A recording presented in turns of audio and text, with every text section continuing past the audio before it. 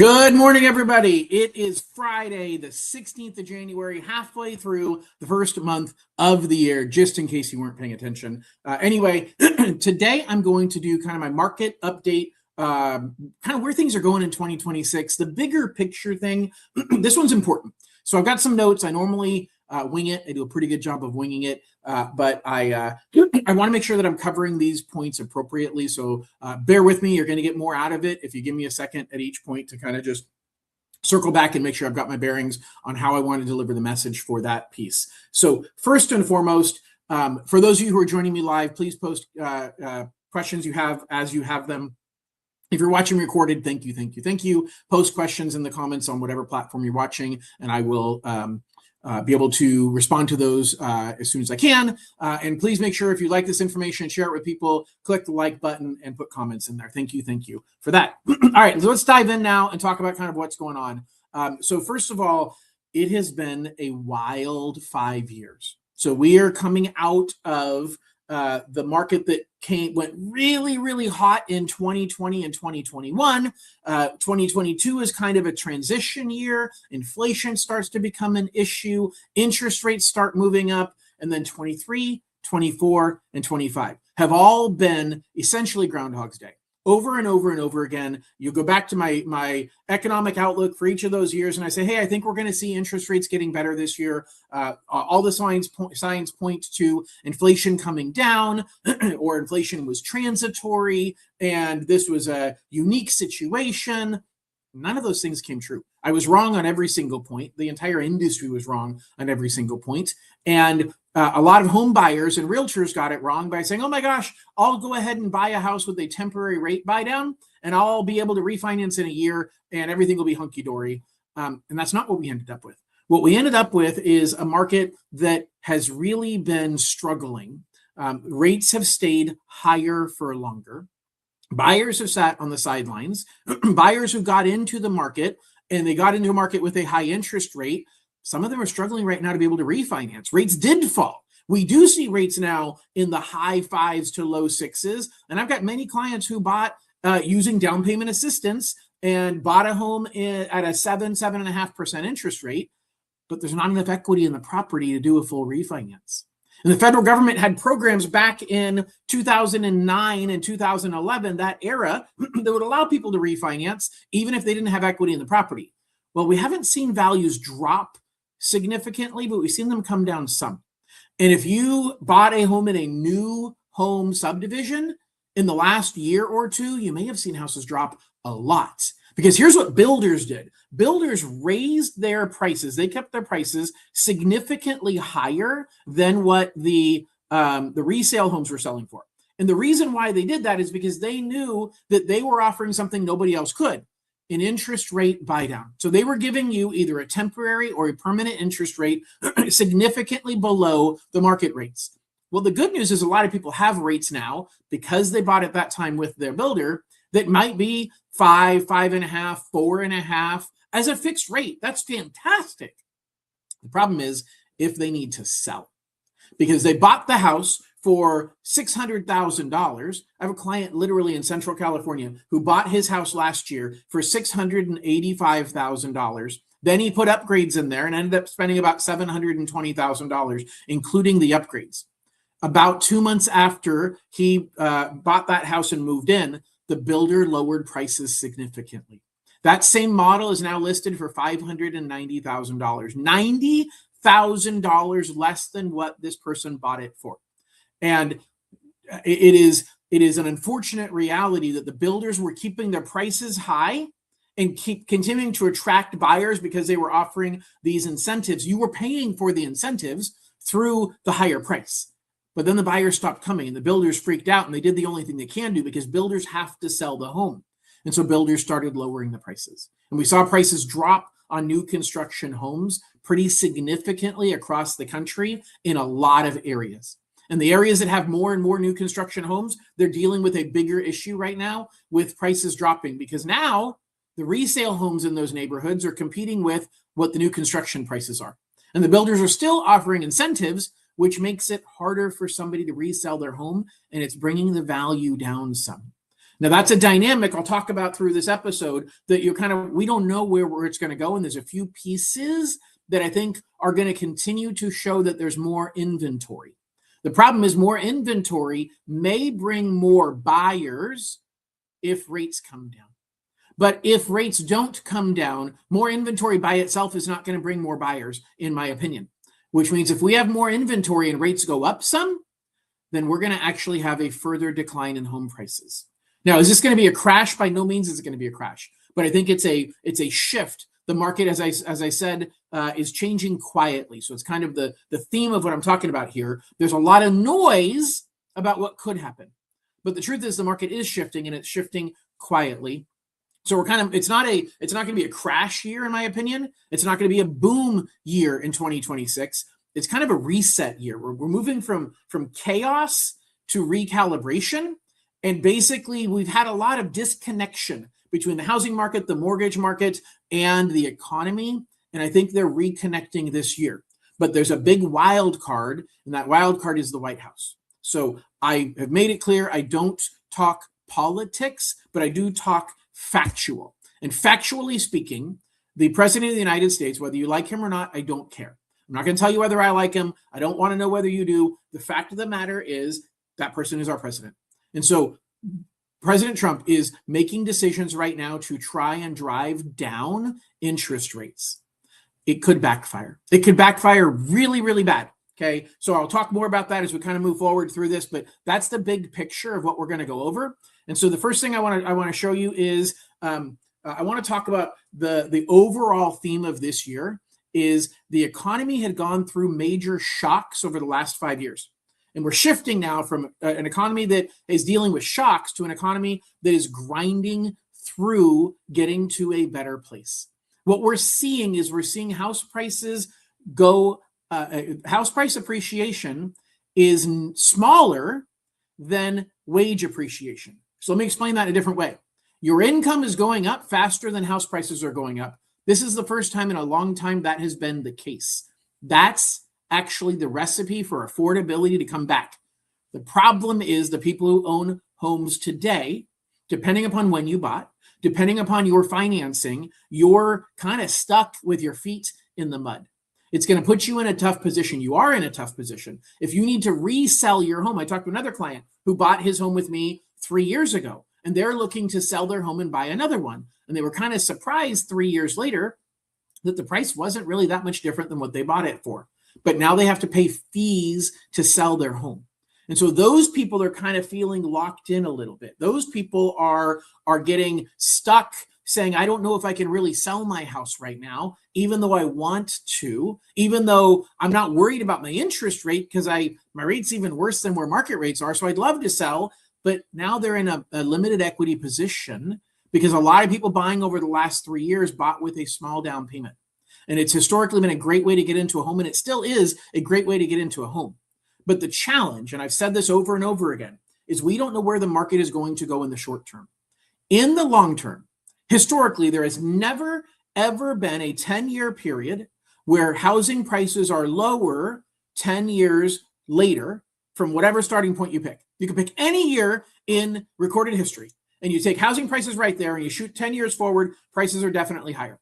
You can look, the biggest issue, the biggest time that happened was 2008. House prices plummeted in 2008. But if you bought a house in 2007, you were in trouble if you tried to sell in 2011. But you were fine if you sold in 2017. So that longer term horizon is what we're living through right now. The people who bought in the last 3 years, if they said, man, I got to get out after 2 years, they're in a tougher spot if they didn't put a bigger down payment. Some of them are getting out and, hey, I didn't make any money on it, but at least I didn't lose money. So there's a lot of that side of it, but we're grinding through. The market is not going to show in 2026 a big change. We're not going to see the pot of gold at the other side of the rainbow. We're not going to see the light at the end of the tunnel. What we're going to see is incrementally things getting better, and you won't really feel it. It's like your kids growing up. Every day, you wake up in the morning and you get your kids out of bed and get them ready for school. And one day you realize, oh my gosh, my kid that was, 4'6" is now 5'3". When did that happen? I blinked because it happened a little bit every single day and you never noticed. You never noticed until you went back to the doctor and they measured him like, oh my God, what? My kid's 6'3"? My 16-year-old boy is as tall as I am? Yeah, happens overnight. Same thing with this market. We're not going to see a significant shift in the market. We're going to see a slow grind where things will get better, but they won't feel like they're getting better. Healing doesn't always feel good. And that's what the market is going through right now, is healing. We're actually kind of getting into what I'll call the thaw. So the thaw has to do with the lock-in effect. And so we had people who got really, really low interest rates back in 2020 and 2021. And those interest rates are now finally resetting a little bit. And I don't mean to say that it's an adjustable rate mortgage. What I'm saying is the people, and I'm going to pull up a screenshot here so you guys can see it, but the people who have low interest rate as a percentage of the overall homeowner population is declining. So come on, sharing is caring. So please share, screen share. There we go. And I want to share which screen? I want to share this screen, Bob. Why, thank you. All right. So what you're seeing right here is you're seeing basically going back to 2013. And this orange line is the number of people who have interest rates below 3%. Okay. I'm sorry, above 6%, above 6%. So back in 2013, 32% of the homeowners had a rate above 6%. And then that continued to decline. And more and more people were getting lower interest rates. And we hit the fewest number of people with interest rates above 6% in 2022. And that ended up with 7.3% of the homeowners in the United States had interest rates above 6%. And at the same time, what happened is the number of people who had rates below 3 was next to nothing. Like very, very few people up until 2020 had interest rates below 3. But that grew very quickly.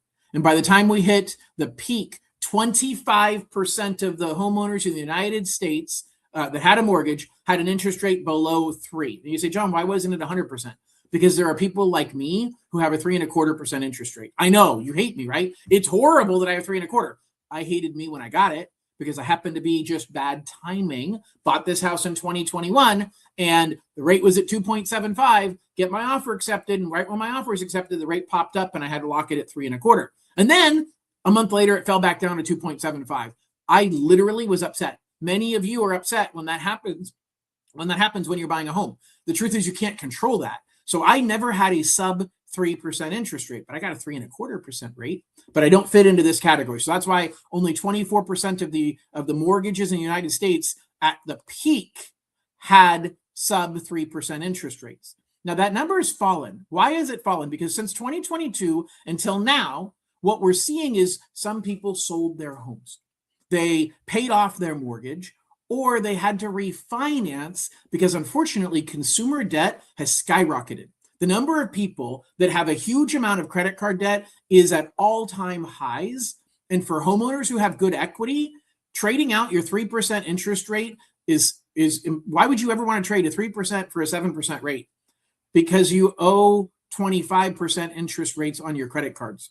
And I literally have helped clients who owe $200,000 on their mortgage at 3%, and they owe $120,000 on their credit cards and their other debt at an average of 20 to 25%. It is smarter to consolidate that together. So we had a lot of people who over the last 3 years have gotten rid of their sub 3% interest rate. But again, is it a significant number? No, it went from 24% down to 20%. What changed is the number of people with rates over 6%. These are first-time home buyers. These are people who bought investment properties in the last 3 years. These are people who refinanced their homes. And it went from the low of 7.3 to now 21% of the mortgages in the United States are above 6%. That is greater than the 20% of the mortgages that are below 3. That's the thawing that I'm talking about. That's the shift. I'm opening up another chart here just to show you the numbers a little bit more incrementally or a little more directly. And it's this guy right here. So what this one says, and I'm going to share this right now. Come on, computer. You got it. You can do it, computer. All right. So let's share this guy again. And you're going to see in 10 seconds Let's do the correct button, John, and share the screen. And there we go. All right. So what this guy is showing you is the numbers mathematically, because that other chart didn't tell you, well, what about the people who are somewhere between 3 and 6? So there's a largest group of people right now is between 3 and 4. So I'm in that group. 31% of the population of mortgages has rates between 3 and 4.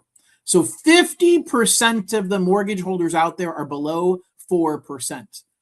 The other 50% are above. So 17% are between 4 and 5, 10% are between 5 and 6, and then 21% are between 6 and above. What does that mean? That means the people with higher interest rates are willing to move. It means that if somebody has a higher interest rate, the freeze that we saw, now fewer people are frozen. Okay, the thaw is happening around the edges, and some people are saying, hey, there's more opportunity for inventory to open up. So that's a really, really critical differentiator as we look at this, is life events are coming back into the market. People are going through divorces. People are having babies and needing to buy bigger houses.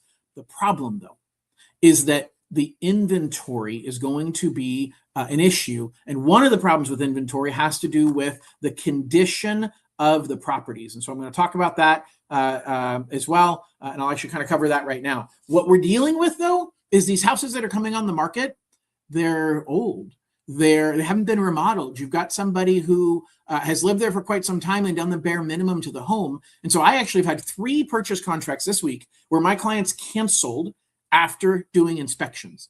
Normally, after doing inspections, it's a renegotiation. It's a, hey, the seller will do this work. We'll accept that. We'll make it work. I've got 3 buyers in a row this week that walked away from homes because of the condition of the property, which tells me that we've really got to start having conversations about how do we fix the housing stock in the United States. And part of it comes from renovation lending.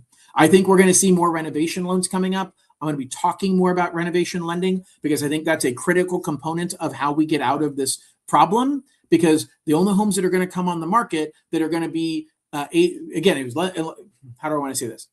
We're still going to see price wars on the best homes. We're still going to see a lot of people wanting to buy the homes that are in great condition. And so if you have a big down payment and you're willing to go up in price, you're going to be in the running for those homes.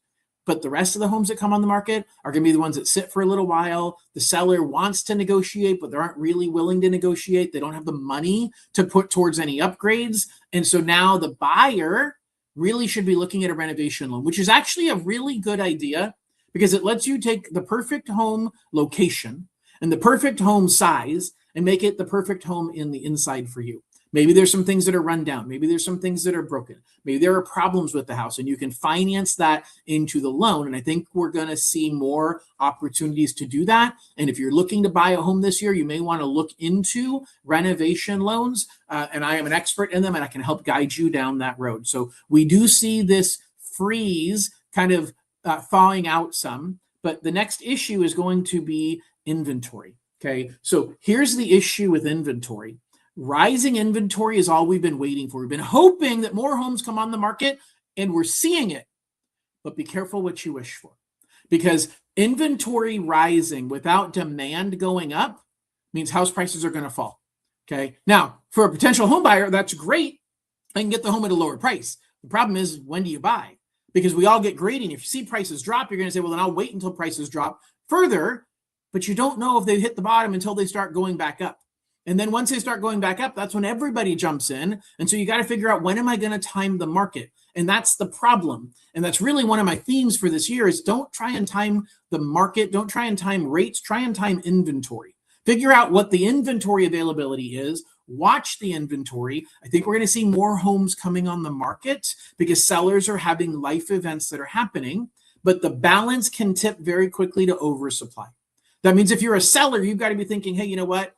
I have to think strategically as I move into this market and how I'm going to go about selling my home. As a buyer, you've got to think strategically, how do I find the right home and how long should I wait, hoping to catch the right home price and the right interest rate. But recognize as soon as inventory goes up, if rates also come down, then we're going to see prices moving up. If inventory goes up, which I do think is going to happen, and rates don't go down, then we're going to see prices fall, and that's not good for the current homeowners. It is good for buyers, but only if you time it right, and that's the biggest challenge. And so rates are going to determine whether the inventory is absorbed or if it's accumulating. And again, it depends on what side of the fence you're on whether that's a good thing or a bad thing. But the thing you want to think about and recognize, especially true in 2026, the idea of a national housing market, it's not true. There are some markets that the supply of homes and the glut of new homes that were built, and I talked about earlier with the builder new construction shift on how they're looking at pricing, that's creating a lot of drag on home prices. You've got other markets that are, there's not a lot of homes out there. You've got, California is a great example. California prices overall have stayed steady. They haven't really dropped, even in areas where there's a decent amount of construction, because there's a lot of demand and there's not enough construction to keep up with that demand. But don't listen to the evening news with Dan Rather that tells you, hey, this is what's happening across the country, because it's market specific and there are lots of micro markets, and we're seeing a big shift in thinking that, hey, here's where the industry is. Is it a buyer's market or a seller's market? It is going to be in 2026 way more localized, and you've got to thoroughly understand that local market. Now, an issue that's not localized is mortgage rates. And rates are not set by the Fed. We've talked about that many, many, many times. What you've got right now is you've got a battle going on, though, because the Fed does influence mortgage rates. The Fed influences the markets. And right now, the battle between Jerome Powell and Donald Trump has heated up to a significantly higher level. Last week on Friday, the federal government issued subpoenas to the Federal Reserve, basically saying they were going to be charging Jerome Powell, the head of the Federal Reserve, criminally for statements that he made to Congress regarding renovations being done to the Federal Reserve building. Why does this matter, John?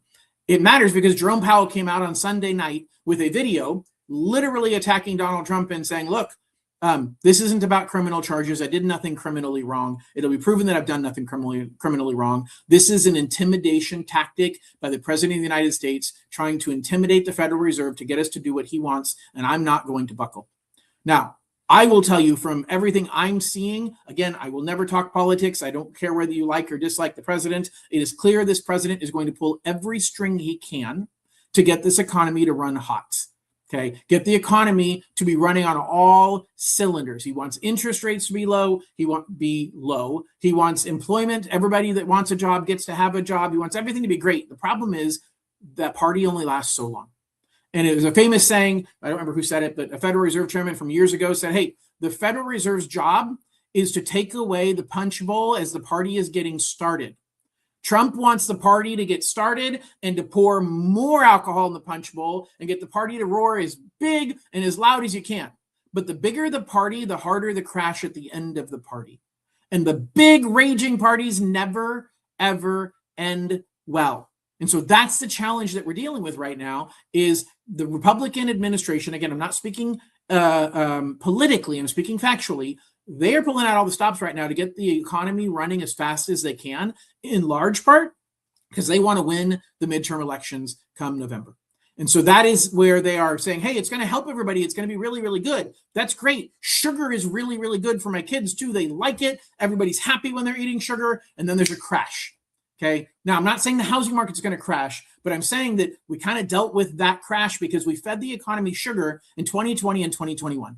And now the governor, the president, wants to get us hooked on sugar again. Well, what happened between 22 and 25? We had high inflation. We had eggs at $12 and $14 a dozen. We had prices of everything being super high.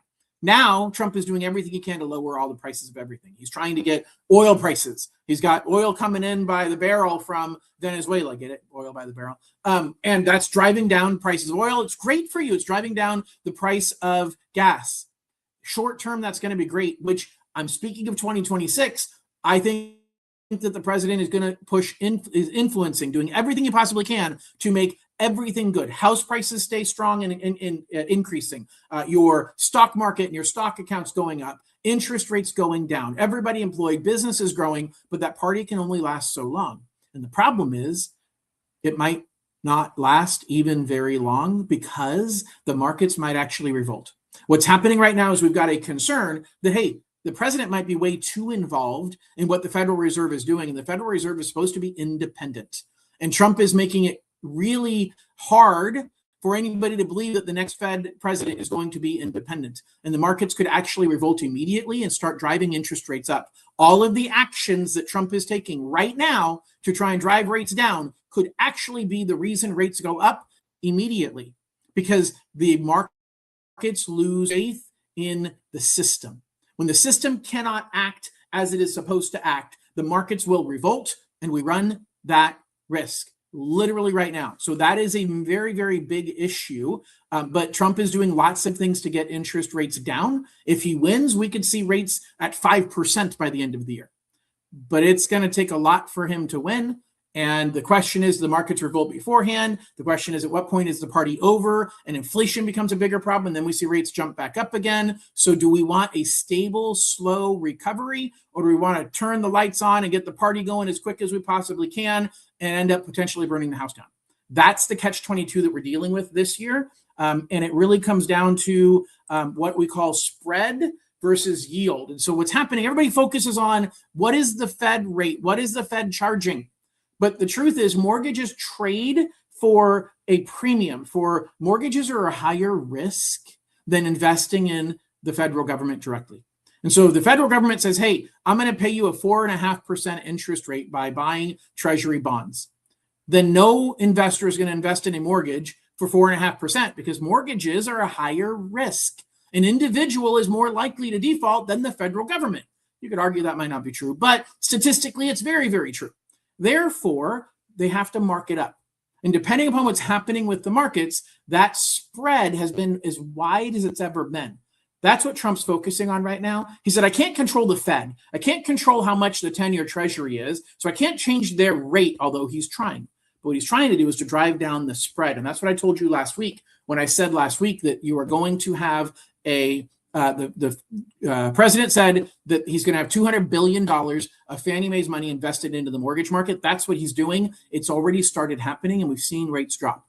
We went from 6.25% 2 weeks ago on average to 5.99% on average for the best qualifying buyers. Okay, so what that means is we've already seen the benefit of the $200 billion trickle into the market. Now it's a question of what other levers can Trump pull, and he's trying to pull as many as he possibly can. Okay, so you can watch the 10-year Treasury if you care about this stuff. And the line in the sand, in my opinion, and the people that I watch, is right now we're at around 4.2. It had been as low as 4.0 last year. And if it gets over 4.6, we've got a big problem. So somewhere between 4 and 4.4 is really where I think it's going to range. But I don't think we're going to see a significant shift unless Trump gets his way and he gets somebody very, very friendly to him that is going to lower the Fed funds rate. That's going to drive interest rates down. The question is, what's it going to do to inflation? Okay, so this is putting kind of what I'm going to call it's creating an unknown outcome, but there's a couple other unknown outcomes I want to talk about that are going to impact 2026 in the housing market. And the one is the silent affordability killer, the hidden cost of home ownership. And what I'm talking about specifically is insurance and property taxes. Now, in California, property taxes are anchored to what you bought the home for, but in almost every other state, they're not. And so we're seeing property taxes reset now that home prices have gone up in many areas across the country. But the biggest issue I'm worried about is I'm worried about homeowners insurance. We haven't solved the problem with homeowners insurance. I have many buyers who have bought homes in the last 3 years that are saying, John, my payment went up by $300 a month. And it's because of my insurance. They reclassified my house to a fire zone that wasn't in a fire zone before. Or I'm in a position where, my insurance carrier stopped renewing policies and I had to go to a more expensive insurance carrier. That's creating a major unknown that could lead. It's already had some of my clients say, I don't know if I can continue to keep the home. It's gotten too expensive. And unfortunately, we can't refinance them just because of the dynamics I was talking about earlier. So it is definitely a wild market. And really what we're looking at is to summarize, the three things that I'm going to cover, that I covered. The economy. I think the economy is going to be artificially running hot. I think the government, the federal, the presidential administration is pushing to make the economy run hot. That's going to cause battle wounds that are going to come to roost later.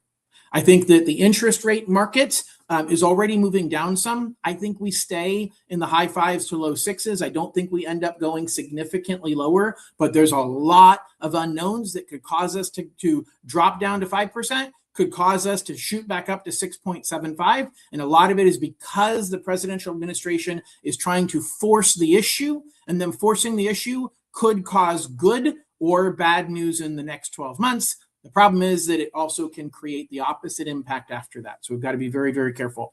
And then the housing market, I believe we're going to see more inventory coming out. I think we're going to see more buyers that have said, you know what, I bought 3 years ago. My rate's at 6.5 anyway. Rates are at 5.99. I'm better off moving. I can get a lower interest rate and I can get the house that I really want. But what they may not know is they're not going to get as much money out of the sale of their home because they were a first-time home buyer. And yeah, sure, they put 20% down, but now you got to spend some of that money to pay in commissions to the realtor to sell the house. And then you've got to pay closing costs on the purchase of the new house. And then you're probably buying a new house more expensive than the house that you sold. So I'm going to give you really simple math. If you bought a $400,000 home and put 20% down, so you owe $320,000.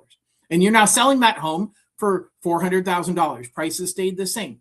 Your mortgage balance might have dropped to $310,000. So you have $90,000 in equity. Great. But you're going to spend probably 5% to sell your house. So you're going to spend 20 grand. So now you're getting 380 out of the sale of your house.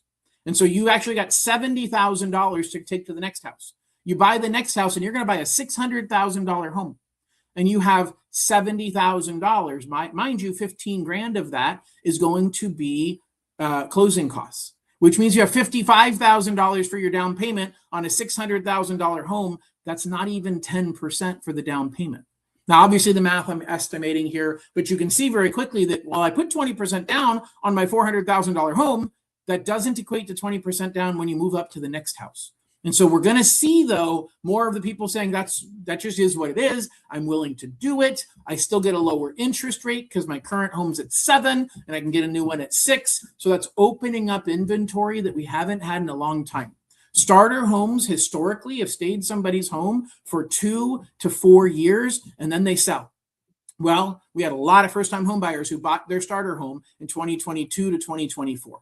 That means we are hitting the 2 to 4 year mark for those people. And rates are close to what they bought for, so they're not going to be locked in. They're in a position where, hey, I can get most of the equity I put in there out of it to buy something else, and my family is growing. I've got a baby coming. I've got another new addition to the family. I got married since then. This house doesn't work for me. I got divorced since then. So we're going to see a lot more lifestyle moves. And I think we're going to see a lot more inventory coming on the market in 2026. The problem is the condition of that inventory. Have those buyers done anything with the home to make it nicer? People who bought homes in 2020 and 2021, they bought them not sight unseen, but without negotiating conditions. They didn't do inspections. They didn't do repairs because they were just lucky to get a house. And now they're selling that house and they're freaking out because now the buyer has the time and they're doing the inspections and they're stuck holding the bag. They're stuck having to do those repairs or give concessions to the buyer so that the buyer can do those repairs. And so I think we're going to see the good news of the housing market, more homes coming on the market. But if rates don't go down, those more homes are going to cause house prices to go down.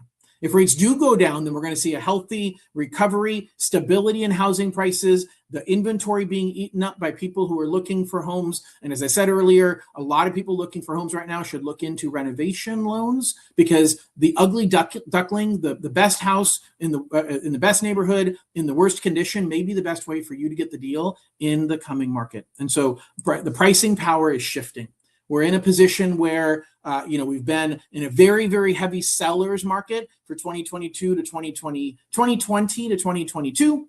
And then in the last 3 years, we've been in a moderate market. And in some pockets, we've been in a buyer's market. And we're seeing that market continue to diverge. We're seeing the market go in two different directions. And in some pockets, it's going to be very much a seller's market. In other pockets, it's going to be very much a buyer's market. But really, the moral of the story for 2026 is that this market is all about rebalancing. Okay, it's a year of the extremes kind of hopefully coming back. And it's going to reward patience. And so if you have patience, if you have great advisors on your side, and if you don't know yet, I am interviewing to be that advisor for you, to help guide you and take great care of you. And so I want to help you make those decisions. And so if you have questions about what this is going to mean to you, scan this QR code up above, or click on the link in the description down below, or type in the URL up above. And if you've liked this information, please share it. Give me a thumbs up and share this information with anybody else you know who could use it. 2026, I believe, is the year we're going to start recovering. But recovery looks different for everybody, and it's going to depend on what position you are in. Because depending upon where you sit in the market, and whether you're a homeowner or not, and what your interest rate is right now if you are, or what your affordability and budget is if you're looking to buy a home, that's what's critical to me in 2026, and that's what's going to make the difference between success and failure. Gang, I really, really appreciate you listening. I appreciate your trust. I'm looking forward to continuing to advise you and guide you. And I want to remind you one last time, I'm not popular enough to make money off of YouTube. I get paid off of doing mortgages. So if you know somebody, yourself or somebody else who's looking to purchase a home, refinance a home, I am here to take great care of you. I'm interviewing for that opportunity. Thanks everybody for listening. Have an absolutely wonderful weekend, and we will see you next week. Bye-bye.